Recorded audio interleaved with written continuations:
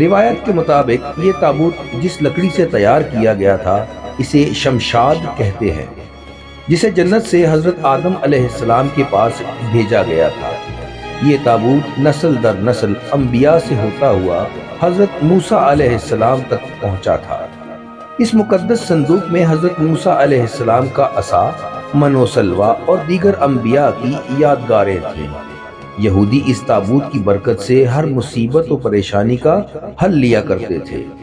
مختلف اقوام کے ساتھ جنگوں کے دوران اس صندوق کو لشکر کے آگے رکھا کرتے، اس کی برکت سے دشمن پر فتح پایا کرتے۔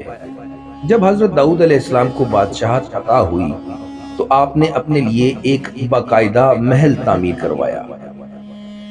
ایک دن ان کے ذہن میں خیال آیا کہ میں خود تو محل میں رہتا ہوں، جبکہ میری قوم کا معبد آج بھی خیمے میں رکھا ہوتا ہے۔